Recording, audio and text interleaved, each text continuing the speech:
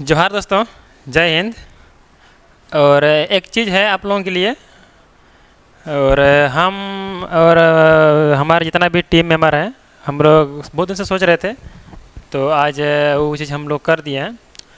आज हम लोग एक चैनल बनाए हैं जिसका नाम है करियर गुरु। और आप लोगों का क्लास इसी में चलेगी। और इसमें क्या है कि इसमें जितना भी बैंकिंग सेक्टर से है या फिर जितना भी railway, group D, NTPC, CGL, जितना भी स्टेट लेवल का है और यहाँ तक कि सेंट्रल लेवल तक का भी जितना वैकेंसी आ रहा है, इसका सारा चीज़ हम लोग इसमें ही हम लोग तैयारी करेंगे।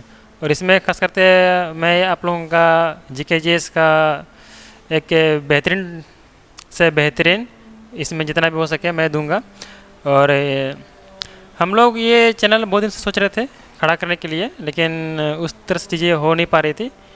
तो आज पहली बार और ये वीडियो यार ये क्लास इस चैनल में पहला क्लास होगा। और हम लोग चाह रहे थे कि आप लोगों के बीच में ये चैनल को लाया जाए, लेकिन थोड़ा सा लेट हो गया। लेकिन अब लेट नहीं होगा, अब हम लोग धुरंधर प्रयास करेंगे और हम लोग भी पूरा मेहनत करेंगे। और इसमें जितना भी हम लोग का कंटेंट रहेगा उसमें आप लोगों के लिए बहुत उपयोगी होगा। और इसमें जितना भी नई वैकेंसी आती है, जैसे कि आरआरबी हुआ या ग्रुप डी हुआ, यहाँ तक कि एनटीपीसी, और जितना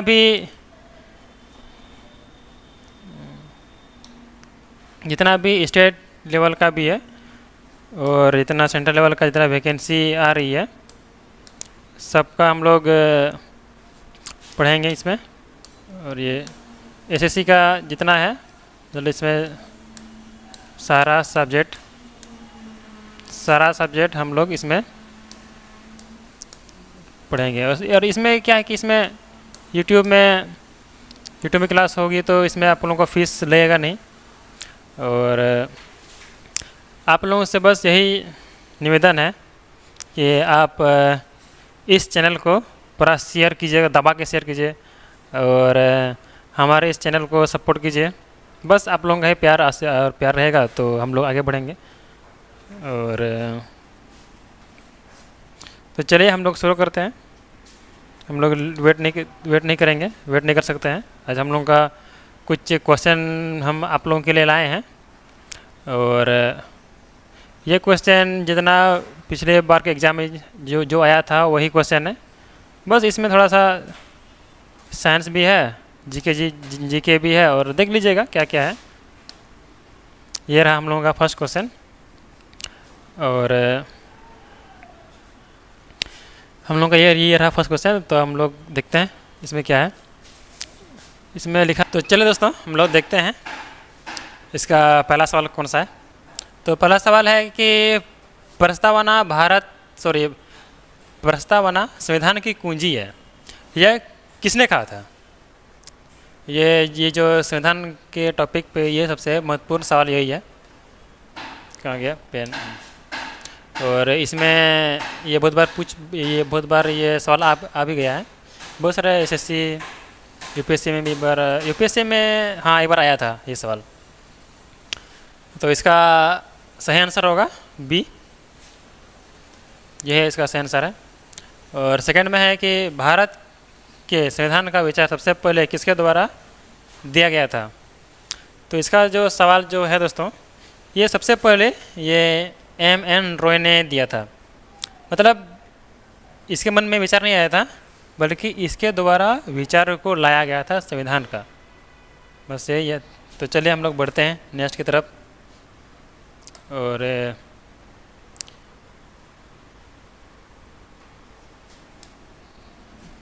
तीसरा बंदा बन रहा था ना, कटा लग गया मैंने इंडियन आज।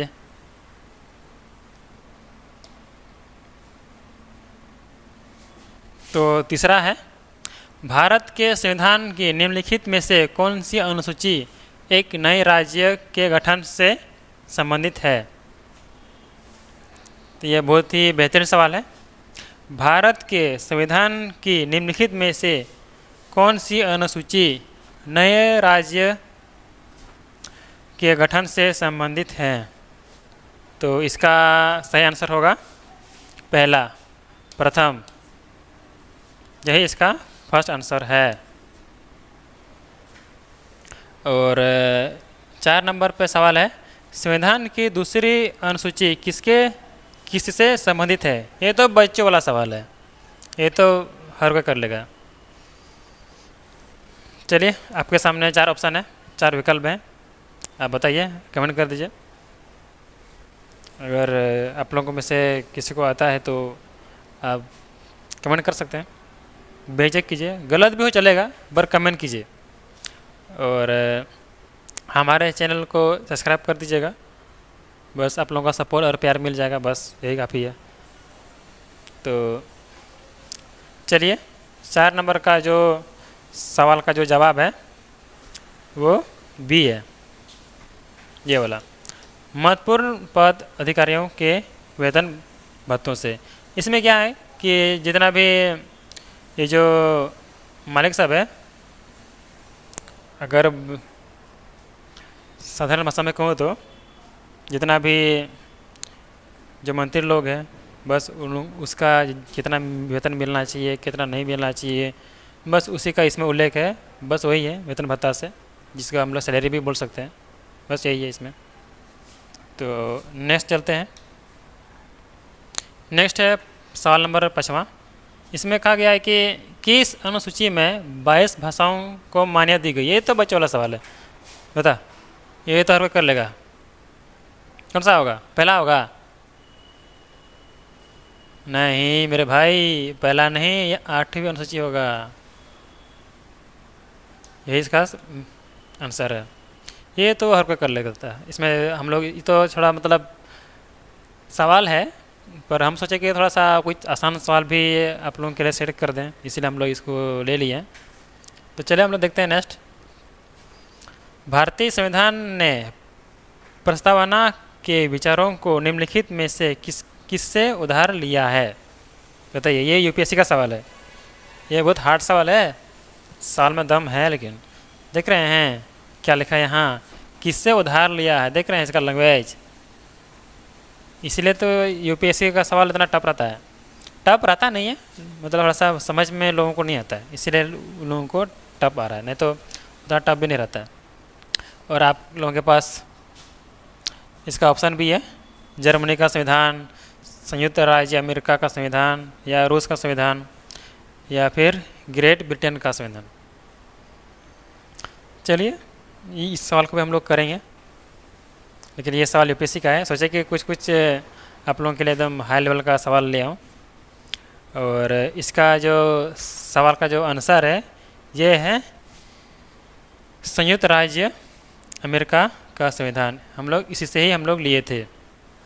उधार नहीं कहेंगे इसको, उधार थोड़ा सा ये टर्म जो है ना, थोड़ा सा मतलब हम लोग वहाँ से लिए थे, लेकिन उधार ही हुआ। लेकिन हम लोग अगर चलते फिरते लोगों को अगर हम लोग बोलेंगे कि फलना जगह से हम लोग ये उधार लिए हैं, तो ये थोड़ा सही नहीं रहेगा संविधान के आधार पे। तो लेकिन ये भाई यूपीएससी है, ये कुछ भी लिख सकता है बस सवाल को घुमाने के लिए, तो बस वही क्या है। चलिए देखते हैं नेक्स्ट सवाल की तरफ। तो अगला सवाल है, थोड़ा सा ब्लर, थोड़ा सा हमको लग रहा है इसका क्वालिटी घट गया क्या? अच्छा ठीक है, दिख रहा है। लिखा है कि भारत का संविधान सभा द्वारा कब अपनाया गया था? ये किसका सवाल है? भारत का संविधान, टाइपिंग मिस्टेक हुआ है क्या? भारत का संविधान सभा द्वारा, भारत का संविधान, अच्छा, भारत का संविधान सभा द्वारा कब अपनाया गया था? ये क्वेश्चन बेहतर है, घुमाने वाला है। तो इसके का ऑप्शन है 25 अक्टूबर 1948, फिर है 26 नवंबर 1949, फिर है 28 अक्टूबर 1949, फिर है 26 नवंबर 1950। तो इसका जवाब आप लोगों को पता है तो दीजिए, कमेंट कीजिए। ये सवाल तो बहुत लोगों ने किया है, हाँ क्वालिटी अभी ठीक है, क्वालिटी में दिक्कत नहीं है, क्वालिटी इशू नहीं है। हमको लग रहा था कि क्वालिटी में दिक्कत कर रहा है, लेकिन क्वालिटी सही है। तो इसका सही आंसर होगा ये है 26 नवंबर 1949। तो चलिए देखते हैं 8वां नंबर की तरफ बढ़ते हैं। 8वां नंबर में है भारतीय संविधान की 8वीं अनुसूची में कितनी भाषाएं शामिल है।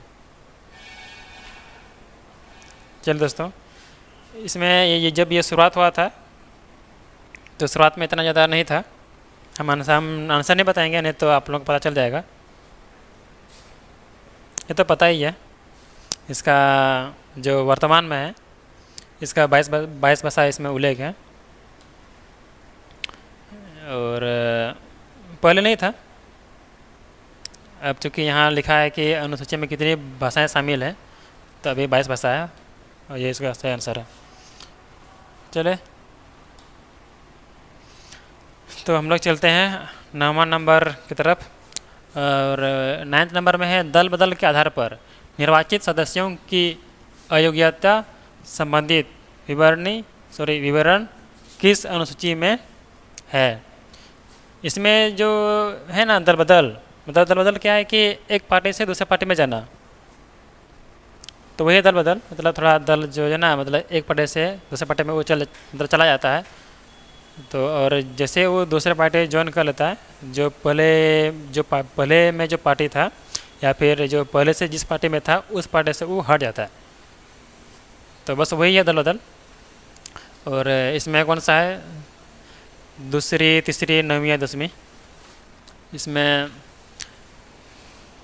आप लोगों को बताना है कौन सा अनुसूची में ये है। और इसका जो सही आंसर जो है ये 10वीं में है। ये 10वीं अनुसूची, ये मतलब ये 10वीं अनुसूची में है, दल बदल की प्रावधान है। और एक दिन हम लोग संविधान का पूरा क्लास लाएंगे, क्योंकि अभी तो बस हम लोग ये MCQ ही करवा रहे हैं। और इसमें हम लोग समय को ना गंवाते हुए आगे बढ़ेंगे। 10वां में है लोकसभा के प्रथम अध्यक्ष कौन थे। चलो, लोकसभा के प्रथम अध्यक्ष कौन थे। ये तो बहुत बार बहुत बच्चों ने किया भी होगा, बहुत बार पढ़ाई भी हुआ होगा इसका। और ये जो है ना, ये सवाल हमको लगता है ये मैट्रिक में भी था, शायद था, थोड़ा सा ऐसे हमको याद आ रहा है। और इसका जो सवाल का जो जवाब है वो बहुत ही आसान है, शायद हम लोग को पता होगा। क्वालिटी, हाँ सही जा रहा है। तो इसका सवाल का जवाब है GV मालवंग माल एडिट, हाँ।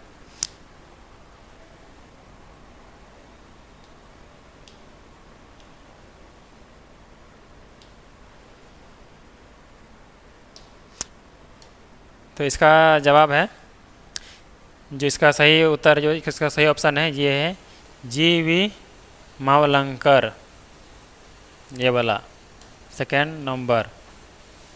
चलिए आगे बढ़ते हैं, लेट नहीं करेंगे। इसमें अब देखिए ये साइंस का अभी आ गया है। साइंस जितना भी हम लोग सोच रहे थे क्या कि ऐसा कंटेंट दें, ऐसा क्लास दें, या फिर ऐसा हम लोग मतलब बच्चों को दें जो कि इसमें सारा चीज़ है, इसमें सारा चीज़ हो। इसमें GK है, GS भी से भी कोई सवाल है, साइंस से भी है, और कंप्यूटर से भी शायद 1 या 2 क्वेश्चन शायद है इसमें। और म्यूजिक से शायद हमको लगता है 1 सवाल होगा। तो चलिए हम देखते हैं, क्योंकि हम जब ये क्वेश्चन टाइप हो रहा था उसमें हम जब टाइप करके रेडी हो गया तो हम पढ़े नहीं, हम देखे भी नहीं, सीधा हम बोला आप लगा दीजिए, हम आके क्लास ले लेंगे। और हम बस यही कहते हैं कि सबसे दीजिएगा मिला जुला के। तो हमको लगता है वो दिया होगा, देखते हैं है कि नहीं। अगर नहीं होगा तो हम बोलेंगे उसको कि काहे टाइप नहीं किए, काहे नहीं दिए। तो चलिए देखते हैं दूध का pH मान कितना होता है। चलिए ये एकदम ये जो सवाल है ना, ये वाला, यह बहुत ही बेहतरीन सवाल है। दूध का pH मान कितना होता है। चलिए, दूध का पीएच मान कितना होता है? तो इसका सही जो साइंस कहता है, मतलब मैक्सिमम वैसे किताब में क्या है कि किताब किसी किसी किताब में क्या है कि 6.5 से 6.7 तक रहता है। और इसका सही जो हम लोग जो आंसर करेंगे वो भी यही ही आंसर करेंगे, लेकिन बीच में क्या क्या होता है इसमें, मतलब पता नहीं जो क्वेश्चन सेट करने वाला है जो किताब टाइप करता है, पता नहीं कभी कभी ना इसका आंसर जो है ना 6.6 भी दे देता है। ये तो बहुत एकदम क्या बोलेंगे, लेकिन अगर आपके ऑप्शन में अगर ये नहीं है तो आप 6.5 से 6.7 जहाँ पर ऑप्शन दिखे वहाँ मार देना है। और हम लोग बढ़ते हैं 12 नंबर क्वेश्चन की तरफ। तो 12 नंबर में है कि नींबू के रस का पीएच मान कितना है? नींबू के पीएच मान, नींबू के जो रस है उसका पीएच मान कितना होता है? जब हम लोग खाते हैं ना नींबू, जो सेहत के लिए हानिकारक है, जब आप लोग जब सुबह जब जाते हैं, पहला काम जो लगता है ना पेट थोड़ा सा लग रहा है, तो पहले आप क्या करते हैं, पहले गर्म पानी लेते हैं, फिर उसमें नींबू देते हैं और पी जाते हैं। इसमें क्या होगा कि आपका जितना भी पेट के अंदर जितना भी गंदगी चीज़ है वो सब बाहर हो जाता है। बस आप लोग में बहुत कुछ शायद इसका सेवन भी करते होंगे, और सेवन करना भी चाहिए, मैं भी करता हूँ। मैं तो कभी कभी नींबू पानी तो नहीं पीता हूँ, पर हाँ गर्म पानी मैं ज़रूर पीता हूँ। और कुछ लोग जो हैं कि सीधा चाय में नींबू पीते हैं। बस वही है, नींबू का जो रस है उसका पीएच मान पूछा है, तो इसका जो पीएच मान है वो 2.4 है, ये 2.4। चलिए बढ़ते हैं नेक्स्ट तरफ। नेक्स्ट में है कि मानव का जो खून है उसका पीएच मान कितना होता है? मानव का पीएच मान कितना होता है? आप लोगों के पास, सबके पास खून होगा, सबके पास रक्त होगा, और ये सबको पता होना चाहिए कि मानव का जो पीएच मान है वो कितना होता है। तो इसका जो पीएच मान जो होता है मानव का, वो ज़्यादा नहीं होता है, बस यही है 7.4, ये वाला एक नंबर। फिर नेक्स्ट है सिरका का पीएच मान कितना होता है? सिरका, इसका आप लोगों को शायद पता होगा, इसका यही है 8.5 इसका जो पीएच मान है। चलिए नेक्स्ट हम लोग देखते हैं जो बेकिंग जो सोडा है उसका पीएच मान कितना होता है? बेकिंग सोडा का पीएच मान कितना होता है?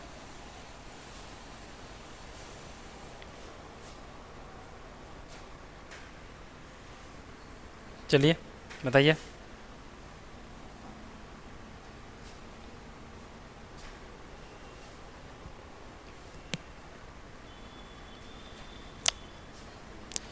बेकिंग सोडा का पीएच मान कितना होता है?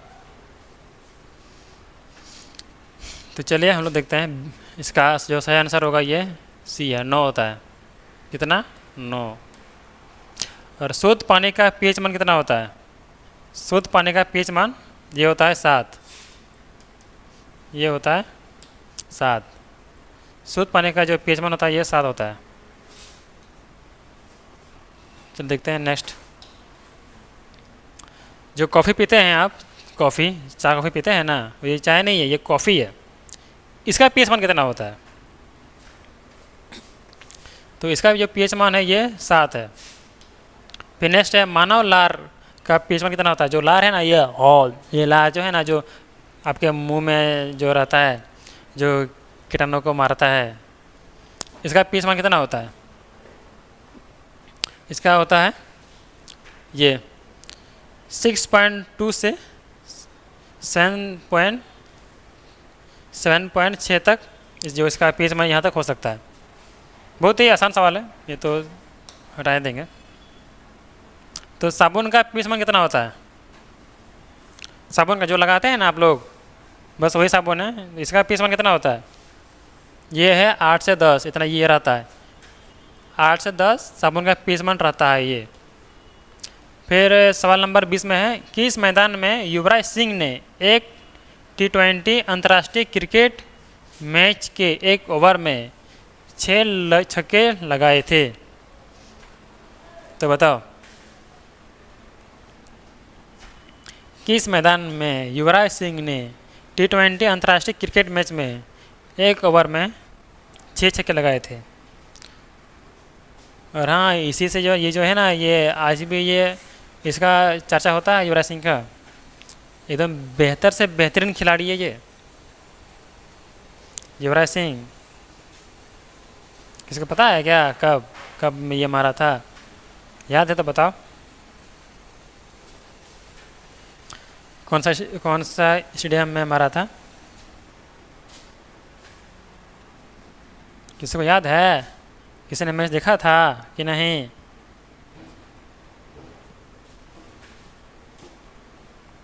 तो चलिए, इसका आंसर है वांडर सर।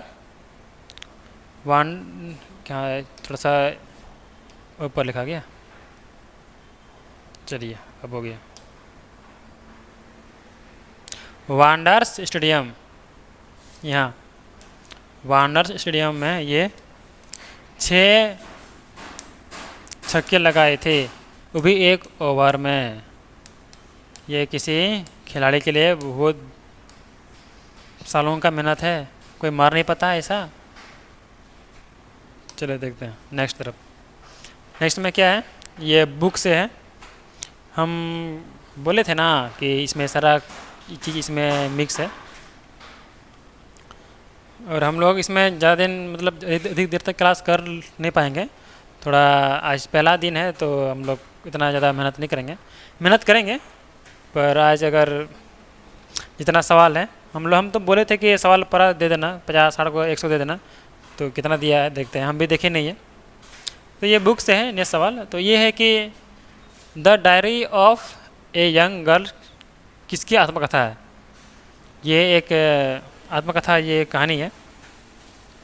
कहानी नहीं ये, बल्कि खुद के बारे में ये लिखी है। मतलब ये खुद के बारे में क्या बोल सकते हैं इसको, आत्मकथा।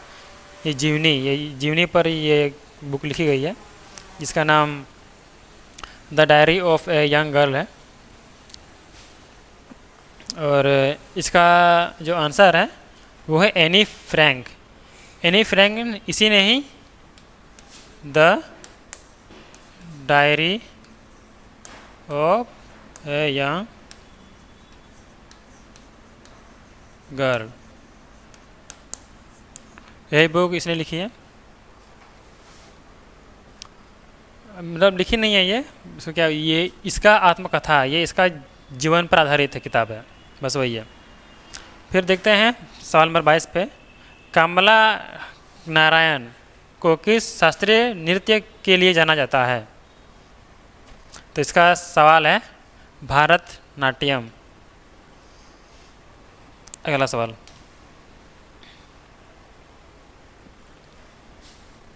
और अगला सवाल जाने से पहले मैं ये आप लोगों को जानकारी देना चाहता हूँ कि हम लोगों का जो चैनल है ये आपका चैनल है, हम लोगों का नहीं है।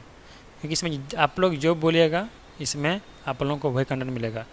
इसमें क्या कि अभी हम लोग सिर्फ झारखंड का शुरू किए हैं, तो झारखंड का जितना भी एग्ज़ाम है अपकमिंग जो होने वाला है, और जितना भी आगे जितना भी होने वाला है, जितना भी, कुछ का तो वैकेंसी आ भी गया है, कुछ लोगों का वैकेंसी नहीं आया है, और उसका भी हम लोग तैयारी करेंगे। और इसमें JPSC का भी हम लोग तैयारी करेंगे आराम से, कोई दिक्कत नहीं है। और आप लोग जो बोलेगा वो तैयार करेंगे। लेकिन अभी यूट्यूब पे ही आप लोगों का सारा क्लास फ्री मिलेगा, और इसमें आप लोगों को GK का जितना थ्योरी वगैरह है सब मिलेगा, मैथ रीजनिंग सब मिलेगा। आप लोगों को धीरे धीरे इसका सारा चीज़, आप लोगों को सारा टॉपिक, सारा चीज़ आप लोगों के सामने रख दिया जाएगा। लेकिन आज तो ये शुरुआत है, बस हमको ये आप लोगों के बीच हम जो आए, हमको बहुत खुशी मिल रही है। और हम लोगों को पहले से भी मन था, लेकिन उस तरह से चीज़ें हो नहीं रही थी, इसलिए हम लोगों को थोड़ा सा लेट आना पड़ा आप लोगों के बीच में। क्या करेंगे, हम लोग जो एक सर हैं उन्हीं को टाइम नहीं मिल रहा था। हम क्या करें, हम तो तैयारी थे। वो कभी बीमार रहते हैं, कभी कहाँ कहाँ घूमते रहते हैं, उनका अपना काम है ना।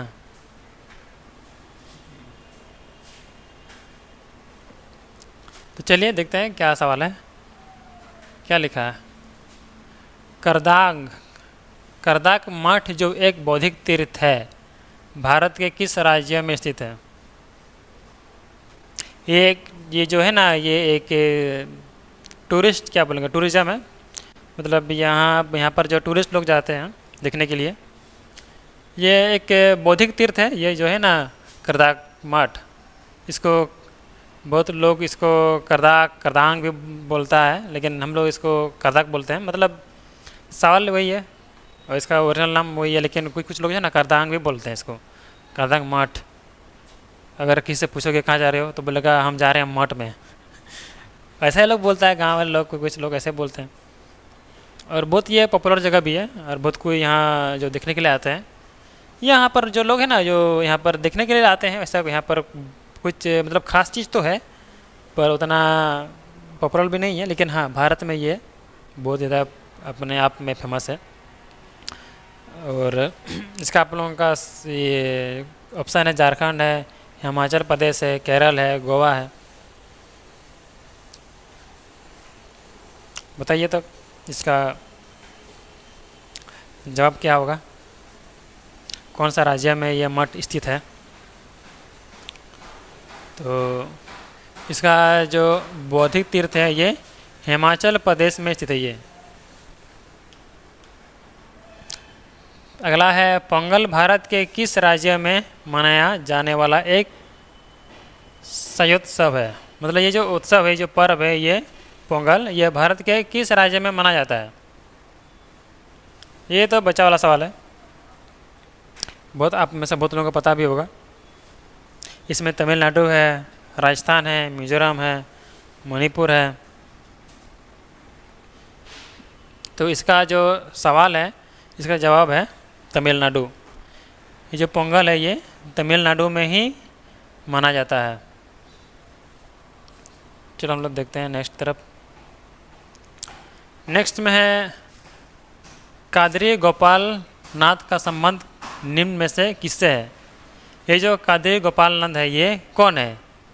सितार बजाता है, सैक्सोफोन बजाता है, तबला बजाता है, या फिर बांसुरी बजाता है? ये कौन है? ये भारत के ही हैं।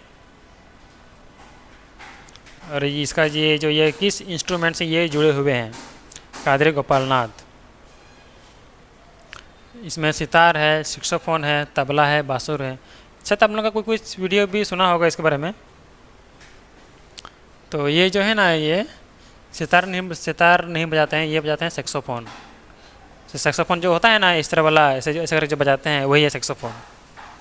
और अगला है, निम्नलिखित में से कौन सा निकाय मानव विकास रिपोर्ट प्रकाशित करता है?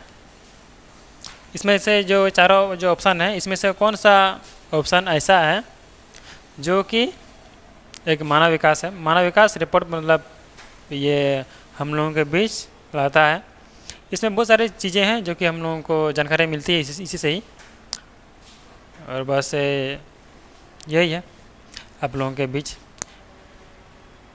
ये कौन सा निकाय मानव विकास रिपोर्ट है जो कि इनमें से, ये चारों में से कौन सा संस्था, कौन सा संगठन ये रिपोर्ट हम लोगों के बीच लाता है? बस यही है।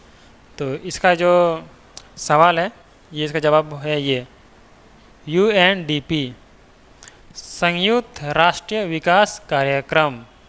यही है जो ये मानव विकास, ये निकाय मानव विकास का रिपोर्ट लाता है, यही हम लोग के बीच प्रदर्शित करता है। तो नेक्स्ट पढ़ेंगे, पंडित किशन महाराज का संबंध किस वाद्य से था? वाह, ये सवाल एकदम मस्त है। हम पहले ही बोले थे कि इसमें हम लोग art and music, art and culture, हम लोग यही से कुछ क्वेश्चन सेट किए हैं। तो सवाल क्या था? पंडित किशन महाराज का संबंध किस वाद्य से था? क्योंकि अभी कुछ कुछ जो सवाल जो है ना एसएससी भी ऐसा पूछता है, इसलिए हम लोग इसको लाए हैं। तो इसका जो सवाल है, इसका ऑप्शन 4 गो है। संतूर है, ढोलक है, तबला है, सितार है। तो इसका जो आंसर है ये होगा तबला। ये तबला से ये संबंध रखते हैं। और ये तबला बेहतरीन बजाते हैं। क्या बजाते हैं भाई, आप सुनिएगा ना, आप नाचने का मन करेगा, इतना मस्त बजाते हैं। मतलब ये होता है ना प्रेमी जिसको बोलते हैं एकदम सच्चे दिल से प्यार, बस वही है इनका, वही है भाई। और 28 में है कि राधा श्रीधर को भारत के किस शास्त्रीय नृत्य में उत्कृष्ट योगदान के लिए वर्ष 2018 का, देखिए वर्ष 2018 का संगीत नाटक अकादमी पुरस्कार मिला है।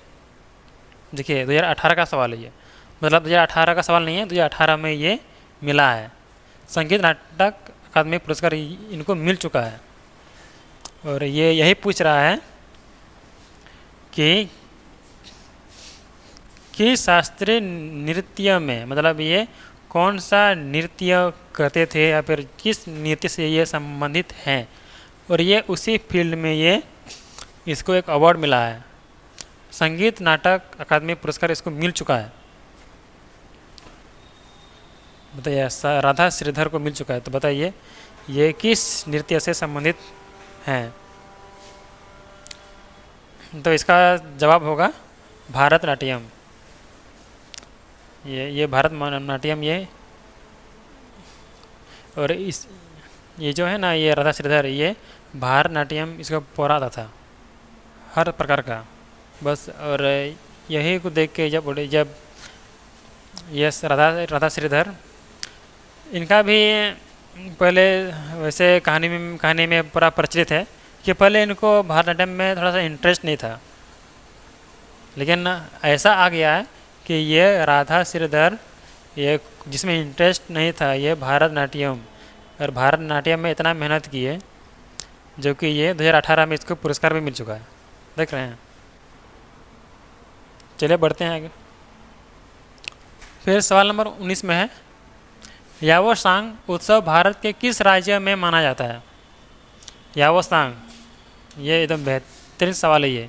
याओसांग उत्सव जो है ना, ये पर्व किस राज्य में माना जाता है। ये इंडिया का ही है, बहुत लोग पता भी नहीं है कि ये, पता नहीं ये चाइनीज़ नाम क्या है।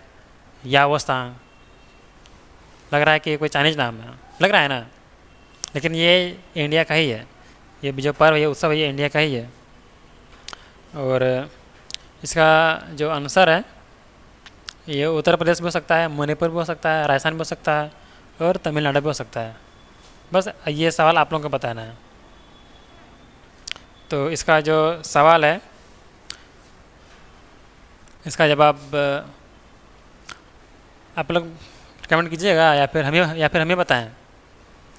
आप लोग कमेंट नहीं कीजिएगा तो हमें को बताना पड़ेगा। तो इसका सवाल का जवाब है ये मणिपुर। यह मणिपुर राज्य का ये, मतलब ये मणिपुर राज्य में ये उत्सव मनाया जाता है। नेक्स्ट है, 2011 की जनगणना के अनुसार निम्नलिखित में से भारत की सबसे अधिक बोली जाने वाली भाषा कौन सी है। ये तो आप लोगों को पता ही होगा कौन सा होगा। चले, ये होगा हिंदी है। सबसे अधिक जो हम लोग बोलते हैं ना, वो हिंदी भाषा ही हम लोग बोल रहे हैं अभी, सबसे पॉपुलर भाषा है। लेकिन साउथ में अभी भी मतलब हिंदी उतना ठीक से लोग नहीं बोलता है, वहाँ के लोग, मतलब है हिंदी भाषा वहाँ पर भी प्रचलित है, लेकिन जिस तरह से नॉर्थ एरिया में है उस तरह से उधर थोड़ा सा ठीक से लोग नहीं बोल पाते हैं। और हम लोग जो है उधर का भाषा बोल नहीं पाते हैं, लेकिन थोड़ा सा है। लेकिन ओवरऑल देखा जाए तो हिंदी ही एक ऐसा भाषा है जो कि हर क्षेत्र के लोग बोलते हैं। लेकिन अब तो ऐसा दिन आ गया है कि इंग्लिश हिंदी को खा रहा है। अब हर चीज़ में इंग्लिश चाहिए। आप जाइए मेडिकल, वहाँ हिंदी सब कुछ इंग्लिश में लिखा हुआ रहेगा। तो चलिए आज आज का क्लास यहाँ तक यहीं तक ही रखते हैं। और आगे आगे का क्लास जब भी आगे का टॉपिक हम लोग पढ़ेंगे, टॉपिक क्या मतलब यही है, थोड़ा सा एमसीक्यू बचा हुआ है। आज हम भी कुछ खाए नहीं है सुबह से, बस इसी के काम में लगे थे, तो हमको भी भूख लग गया पूरा खाए नहीं है। और चूँकि अभी हम लोग का मैनेजर कुछ बोल रहे हैं, ज़रा माइक ऑफ करते हैं तो।